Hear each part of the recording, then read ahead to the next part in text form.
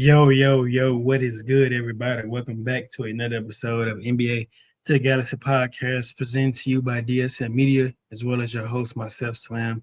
You can follow the brand at NBA to the Galaxy Pod via Kick, TikTok, YouTube, whatever the case may be. We pretty much on most all platforms around the world today, so make sure you tap in and give us a follow. You got your other host here, my guy Scotty, my faithful co-host. We try to get it in there. We discuss hoops. But unfortunately, man, the season has come to an end. The New York Knicks are your NBA champions. The 53-year drought is officially dead. They went out there and got it done. And obviously, we're going to dive into that. But before we do, how you feeling today, Scotty? I'm feeling good, man. I'm happy to be here with you on this fine Tuesday evening. You mentioned it. The NBA season did conclude on, what was that, Sunday evening, I believe it was, that they closed them out? Saturday night. Saturday night? I knew I was getting confused. Saturday night, they get them out of there. Nonetheless, and you have to crown the Knicks the champions. You see it on the screen. You see it on my man Slim's shirt. The Knicks, New York, they did their thing in the NBA Finals. They did their thing throughout the postseason. We'll obviously get into all of what they had to get through in order to get to this point and to get crowned. But at the end of the day, credit where it's due. These guys ran through the East like it was nothing after those first two games against Atlanta, and then made light work of the Spurs, despite, the way some of those games played out. They get those guys out of there in 5 games, and this is a Spurs team that beat the defending champion Oklahoma City Thunder. But we'll get into both of these teams, kind of how these things played out.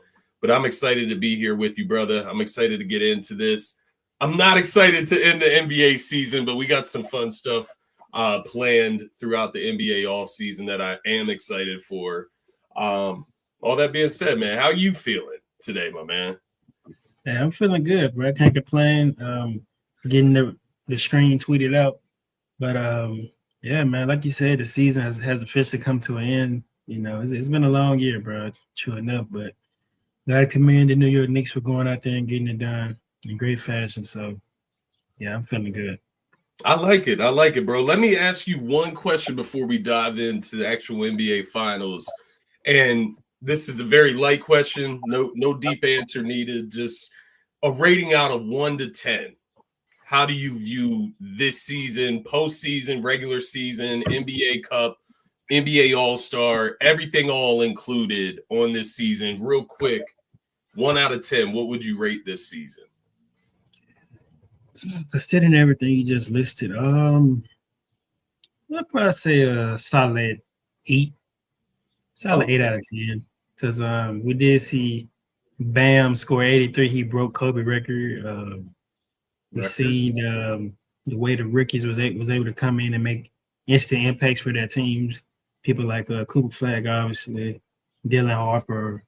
Those guys was great for their organization. So, then on top of that, the OGs, they haven't shown any signs of slowing down. Guys like Kawhi Leonard having a career year. Steph Curry still doing his thing. LeBron, KD. So, I give it a solid 8 out of 10 for sure. I like that, man. I think 7, 8. I think that sounds about right.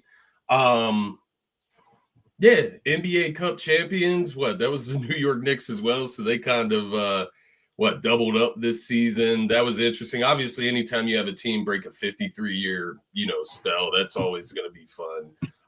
Not for Philly, but for an NBA fan, for the NBA world, it is fun. When you look at the All-Star game, I thought, there's something to be had there. That's where you kind of lose a few points just in the structure of the All-Star weekend, I guess I should say. I think they can do that a little bit better and organize that a little bit better. But aside from that, I like what you mentioned about the rookies. I think that's a big point. Obviously, I got to watch VJ, but it doesn't stop there. Con Knipple. I'm forgetting homie's name. Jeremiah Fears down in New Orleans. I mean, there's a bunch of guys you could. Yeah, Derek Queen as well. Yeah, both of Derek Queen. Yeah, that's another one down there in New Orleans. So, I like it. 7 to 8 is where I would go naturally, but just curious. Just a little insight to everybody. We are going to do an end of season show this Friday. So for just sure. want to plug that show. Not going to get too far ahead in this show here. We're going to actually go back a little bit. But just wanted to gauge how you're feeling as the season concludes, my man. But where do you want to start with the finals, brother? I think we got to start off by congratulating the new NBA champions, the New York Yeah. Knicks. Like I mentioned before the short start, the 53-year drought is finally over. Like the Knicks, they did it. Some would call them the comeback kings. They beat the Spurs overall 4-1. They got it done in 5 games, but they had to erase double digits deficits in all 4 wins. So, Yeah.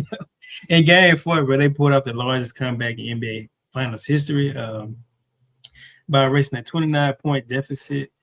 Then in Game 5, they trailed by 16, and they trailed by 10 with 8 minutes left and still closed it out 94-90. And it was all because of one man, some would say, Jalen Brunson. There's a lot of topics going around, a lot of chatter. Yeah. But to you, man, like, is Jalen Brunson the greatest Knick ever? Like, he did drop 45 points in Game 5 to close the series out. He took home the unanimous Finals MVP. And like I said, people are already signing him off to be the greatest Knick of all time. His 45 points are the most by a Knick in a Finals game ever. He literally outscored the rest of the starting lineup combined. In the closeout, he tied Michael Jordan for the 3rd most points ever in the final closeout game. Only Giannis and Bob Pettit have had more with 50. So when you put all that together, like, does that title put him over the likes of a Willis Reed, Walt Frazier, or even Patrick Aaron to claim that title as the greatest New York Knick ever? It's tough, man. It's tough. The recency bias in me is inclined to say yes, because of the drought that he just ended and what the hump that he got the New York Knicks over. When you look back at Walt, Clyde Frazier, when you look back at Willis Reed, I was looking at some of their numbers. I'm not going to sit here and act like I watch those guys in their prime, play back in the 70s, 80s. That wasn't even alive. So it's not like that. But when I look back and I see Walt Frazier, 7-time All-Star, 7-time All-Defensive First Team, dropped a 36.19 assist masterpiece in the Game 7 of the 1970 Finals. He also has 2 rings. Then I go down to Willis Reed, the captain who provided one of the most iconic moments in sport history by limping out of the tunnel in 1970 Finals. He remains the only Knick to ever win a regular season MVP award in the 1969-70 season. He also has 2 rings with the New York Knicks. Then you have Patrick Ewing, who is like, he doesn't have the ring. So then your mind automatically, it's like, I don't know. Like, Brunson's got the ring now. He should probably go over Patrick Ewing. But Patrick Ewing is just that guy. Like, when I think back to, like, the 90s of the New York Knicks, Patrick Ewing was the face of that. And who knows if, Michael Jordan's of the world didn't exist, maybe he does have a ring, right? And so I don't know. I take all of that into account. I think this is where I'll land, and I'll throw it back to you, brother.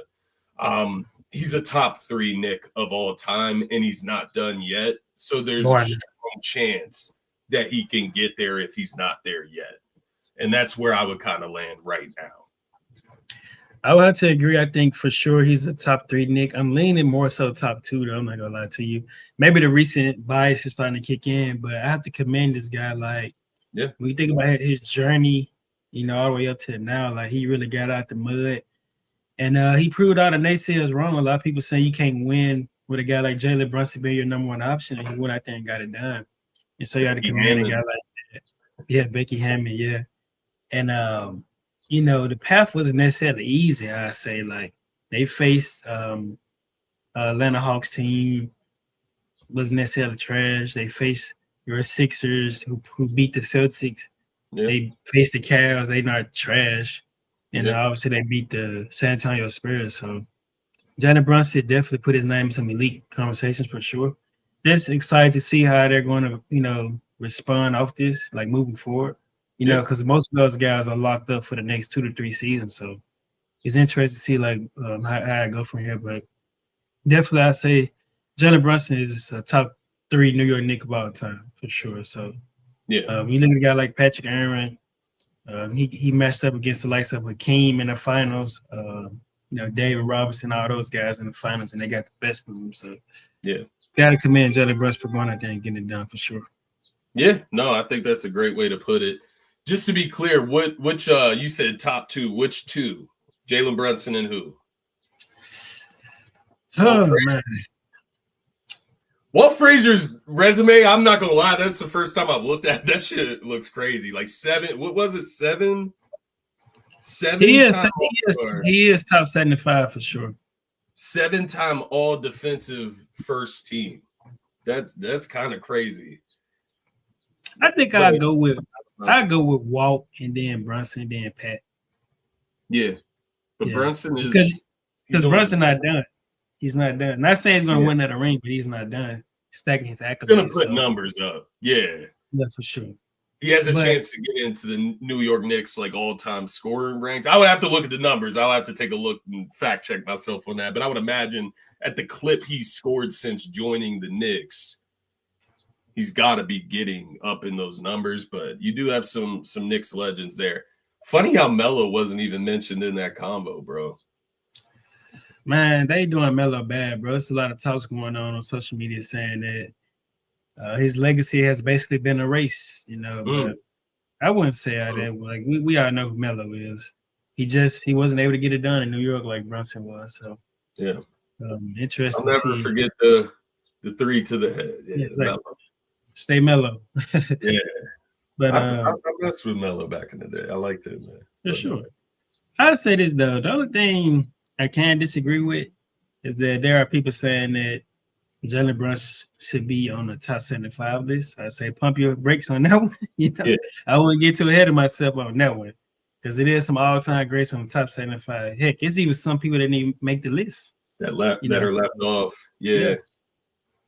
That's a great point. It's interesting though. I mean, you win it's what happens when you win a title in New York.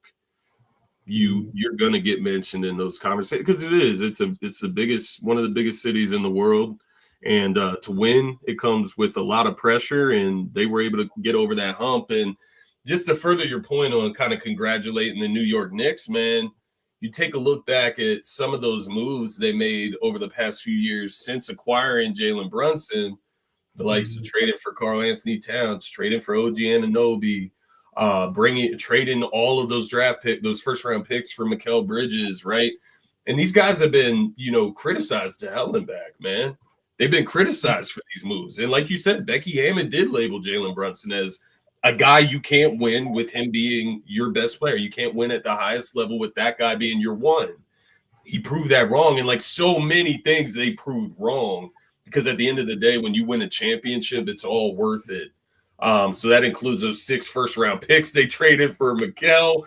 It includes those guys like Emmanuel Quickley and RJ Barrett that they shipped up to Toronto for OG, I believe it was, and so on and so forth.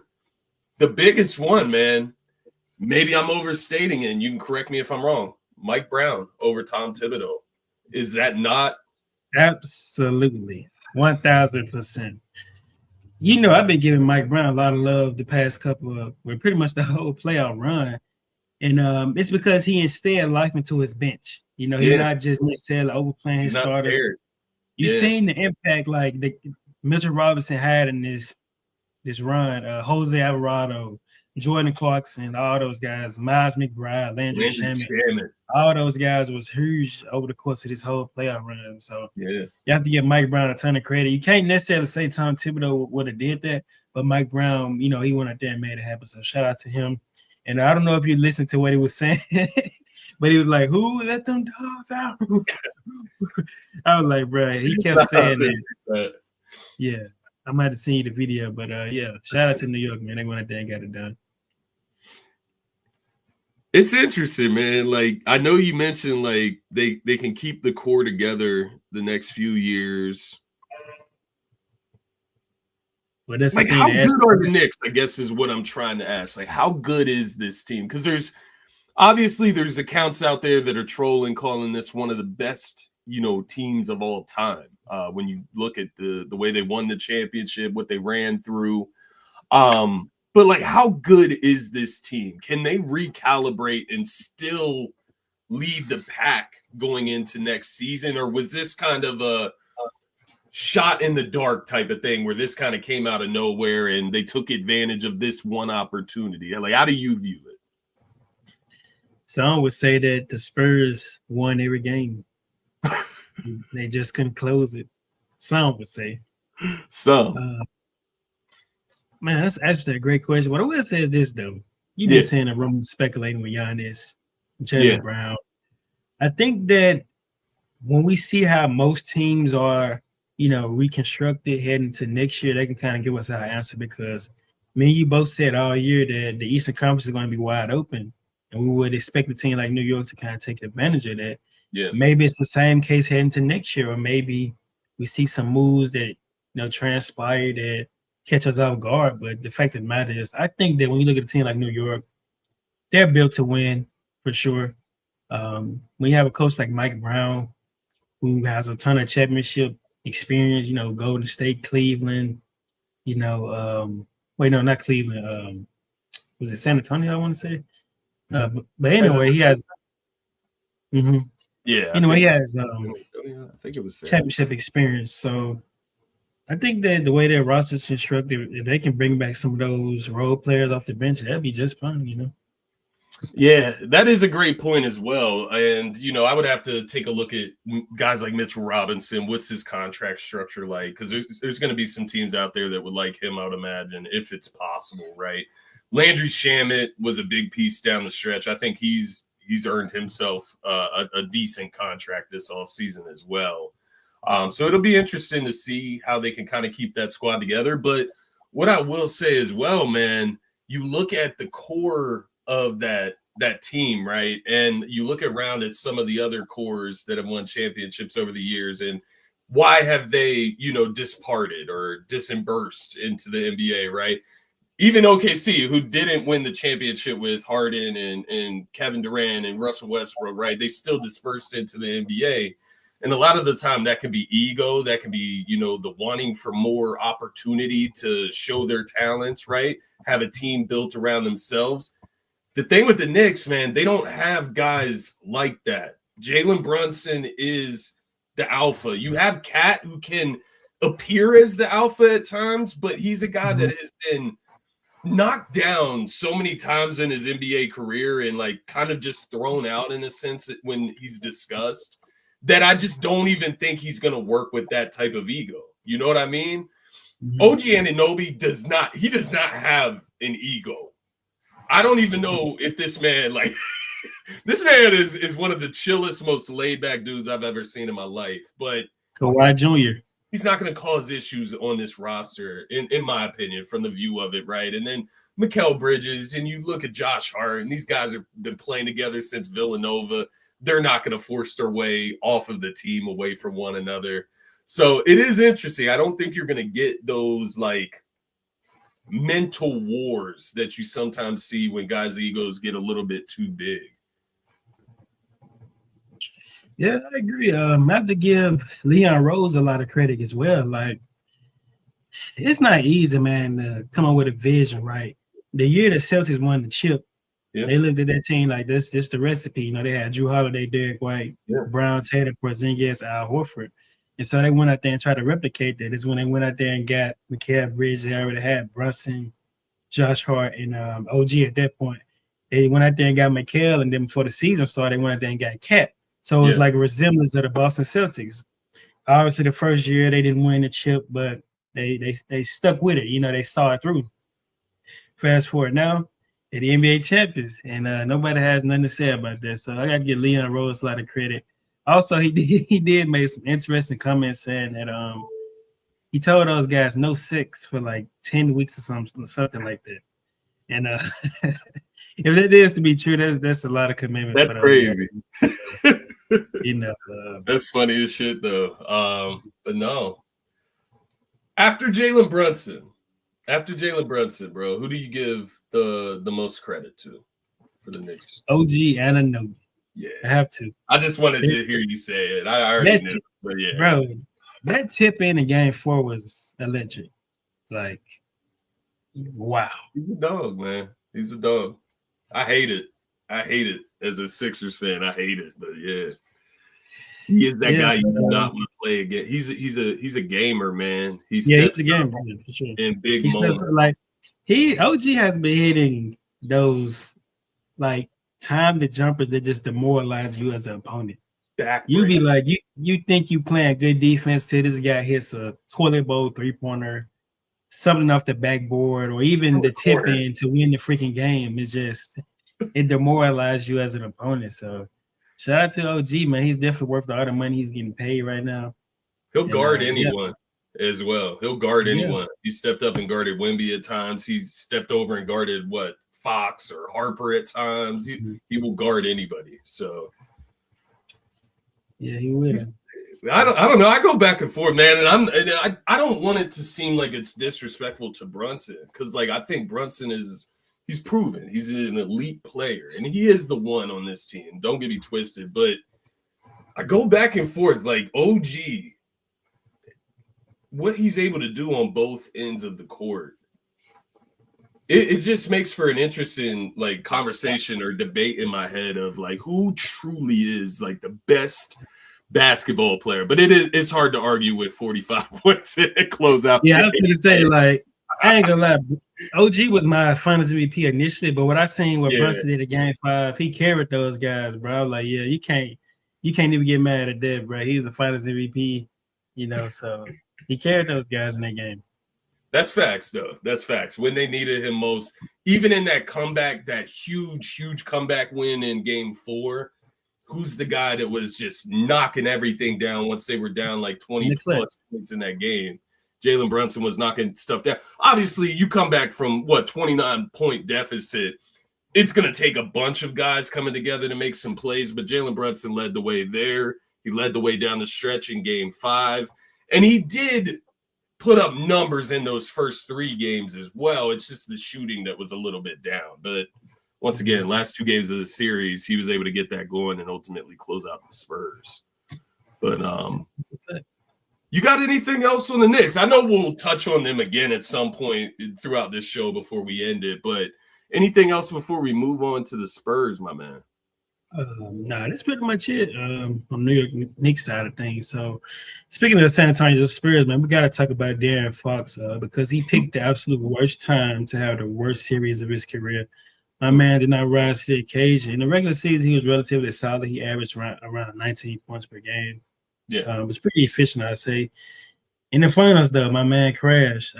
He averages 12.8 points on a brutal 34.3% from the field and 25% from three-point range.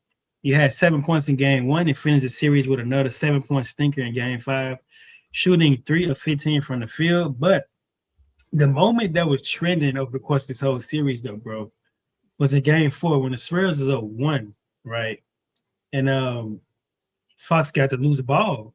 Yeah. But instead of letting time run down, he decided to outrun OG and get a layup. But OG did foul him. They didn't call the foul. Still. But still though, in a moment like that, you the veteran, you have to utilize the clock to the best of your ability. But overall, the Knicks ended up winning that game. OG helped those guys complete a 29-point comeback. So what I will say is this: when I look at somebody like De'Aaron Fox, he spent most of his career in Sacramento, right? So let's be real. That franchise hasn't exactly been a hotbed for deep postseason runs, specifically his tenure there. This was the first time he was under the bright lights. So I guess you say that lack of awareness makes somewhat sense. But when they initially traded for him, the vision was to pair him with Wemby and Stephon Castle. But 20-year-old Dylan Harper, bro, he averaged 18 points while shooting 49% from the field in that series. And honestly, some would say Dylan Harper looked like the vet and De'Aaron Fox looked like the rookie. So when you put all that together, man, I'm just curious to know, where do De'Aaron Fox go from here? How do he respond to the way that he has played in NBA Finals? How do he respond to that?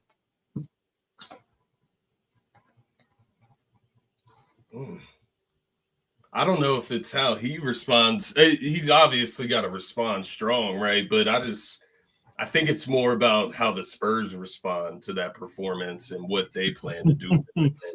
Whether it's trading him or making him into the sixth man and making Dylan Harper the starter.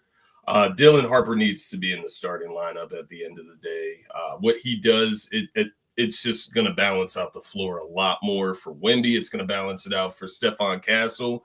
And, there is an aggressive version of De'Aaron Fox out there where maybe if he, gets moved to a different team where he can have the ball in his hands a little bit more, because you're not, I talked about it in the NBA Finals as an adjustment, taking the ball out of Stephon Castle's hands a little bit as that like true point guard, but you're not doing that long term. That was an NBA Finals adjustment just to try something different, to give Fox more touches, to get him into a better rhythm. It's not something you do long term to stunt Stephon Castle's growth. Stephon Castle needs to be the starter. Same thing with Dylan Harper. He's too good. He showed too much potential to try and stunt his growth by making him into like some type of sixth man.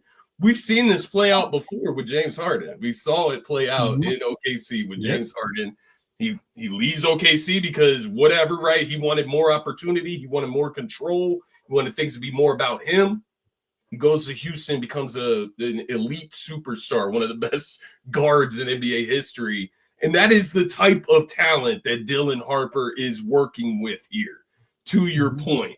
And I think when you look at the shooting percentages of Fox, who you mentioned, the 34% from the field, you look at Dylan Harper and his numbers, and like you said, it is closer to the vet than what Fox is. And so I think if you're the Spurs, man, you've seen what you needed to see with De'Aaron Fox in the biggest moment of his career and in the biggest moment of all the players' career. It is what it is, man, and I don't think you can risk it to run it back with the way things were. I think things do need to change, whether that's Fox going to the bench, being that sixth man, getting those minutes shrunk a little bit for Harper. But I'm telling you, man, Harper, you heard the rumors, right? Vassell, you can't even say the rumors. It's what Vassell said. He had a problem with his role this entire season. Talking about Dylan Harper, proof is in the pudding. Harper's not going to deal with that shit too much longer, if at all. Anymore, right? Nah, bro. So he definitely, you don't want to unhappy Dylan Harper. He's too good for that. Yeah, he's too good, but all great talking points. But what I will say is this, you bring up a great point, right? So you mentioned about De'Aaron Fox potentially being a sixth man for this team, but check this out, though. That $220 million contract extension kicks in headed into next year. So, you're paying a guy that much money to come off your bench, man. Serious conversation need to be had. And so when I look at De'Aaron Fox, his value can't be that high right now. So I'm assuming if you were to trade him, you had to probably attach more, maybe some picks, maybe a Keldon Johnson, but then you have to ask yourself, do you get better by doing that? So I think that, honestly, bro, I think that the Spurs are just going to extend Wemby and call it off season. That's what I think they're going to do. They're going to pay Wemby all this money and just say we're going to run it back. Guys are going to get better, and they're just going to leave it at that. But Dylan Harper, you remember that guy that was on the pod weeks ago saying that he wasn't going to rise in the finals matchup. My guy, he was right about a lot, but Dylan Harper rose to the occasion. He's a rookie that's fearless. You brought up a great analogy, bro, to James Harden. Not saying he can be a James Harden, but you get the memo. Like, he was in a similar role, where OKC coming off the bench, he wanted more. And truthfully, Dylan Harper has the right to feel that way. I know he's only been in the league 1 year, but I mean, you feel like you that good. Like, hey, play me. I've said that Dylan Harper should have closed every game in the playoffs, but that hasn't been the case. He's just that good, though. But it's interesting to see, like, how San Antonio respond, from this. Like, obviously, women going to get better, Stephon Harper.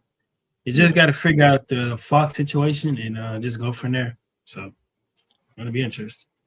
It's interesting, man, because I was doing some research here, and you talked about Fox's contract, and it's obviously true, with the $220 million kicking in. How would you feel about some sort of swap, him salary dump for like a Michael Porter Jr. in Brooklyn type of thing? It'll be a good pickup. You get somebody that's 6'10", can give you 20, and he's going to get a lot of open looks, similar to how he was in Denver, because Wemby has a lot of gravity. So, yeah, I like a trade like that, though. It's interesting, right? It's interesting, but at the same time, is Brooklyn, who's willing to take on that contract? You know what I'm saying? But it's interesting because that would bring a star to Brooklyn at that point to put with some of those young guys. With some of those young guys. What about Keldon Johnson, man? You mentioned him as like a guy you could like maybe pair with Fox. 6th man of the year. I mean, ghost in the NBA Finals, to be kind. If I'm being real, be kind. Is that a guy that you are bringing back? Is that a guy? He's on a team-friendly deal. You could probably swap him out for something. Is that a guy you would try to move? He does seem like a very like a leader within that group. Yeah, he's definitely a leader. Yeah. I'll say this, bro. To answer all your questions, I think the only untouchables heading into the summer would be Wemby, obviously, Castle, Harper, Vassell, Champagnie, Carter Bryant. Those are my only 6 untouchables. Everybody else, I'm like taking phone calls on, or I'm making phone calls at that point. So, I think that's fair. That's fair, man. Yeah, we'll see what happens with the Spurs. But I'd say Wemby got his first taste of the NBA Finals. See how I'm pretty sure he wants to get back there. People are slandering him, man. They're slandering him bad. I would slow my roll on the Wemby hater train out there. This guy's going to be ridiculous as he gets older. Yeah, like the New York Knicks organization as a whole, they earned the championship. Yeah, for sure. But the New York Knicks fans don't deserve this, man. Like the way they have been treating Wemby, bro, throwing eggs at this dude. Yeah, just you talk about just being disrespectful for no reason, man. That just ain't right. But they're just stupid, bro. But one of the best, young players, and not only that, but like off the court too. He seems like a great dude. I know he can get a little great personality, but I don't know that don't rub me the right way either. It doesn't make sense, bro, for sure. But Wemby will be back in the NBA Finals for sure. I do agree with that. I think you can stamp that. You can definitely stamp that. But before we get up out of here today, man, I got one more on the finals. Go ahead. We talked a little bit about this through text. OKC versus like San Antonio. I know it's a hypothetical, right? Mm-hmm. Do you think OKC would have fared at least a little bit better against the Knicks than what the Spurs did? Bro, you know what's crazy? Me and my coworker was actually talking about this yesterday. I think that fully healthy, right? I would assume like J-Dub could get right, but he's been struggling all season with that hammy. I don't know. But yeah, I guess we're assuming, like AJ Mitchell, everybody healthy. I think OKC would beat New York for sure. I think they have the personnel to do that. Match up a little bit better. They have the experience. That's where it comes in for me. You got guys like the Caruso of the world, the Hartensteins that have played for New York, right? Mm-hmm. It's interesting. But it all comes down to when Jalen Brunson was getting off, they didn't have nobody to respond to that. We thought De'Aaron Fox could do that. On the other hand, you have SGA who's going to probably do better than Brunson in that aspect of like. That's a great point. Yeah. Canceling each other out essentially. Yeah, that's a great point. That's exactly what I was thinking in my head. I couldn't put it into words. That's a great point, brother. But that's all I got for you. That was the last question. OKC, they blew their shot against the Spurs. That's on them. Spurs took advantage, and then Knicks took advantage as well. And here they are. They're champions, man. Yeah, for sure. But let's do a quick lightning round. Give me your top 3 teams you're keeping an eye on this summer. Yeah, bro. I think the first one's obvious. the Milwaukee Bucks. Giannis is going to be the biggest piece to fall this summer. We know that. Next up, I think I am going to go with the San Antonio Spurs. But to your point, it could be very boring if they decide not to move off of De'Aaron Fox or something of that nature. And then the last one, it is a little personal. I am going to keep an eye on the Sixers and what they could potentially do with a guy like Joel Embiid or even a Paul George who showed flashes down the stretch last year. Could they move either of those guys and start focusing on the youth? There's been rumors about Embiid to Dallas.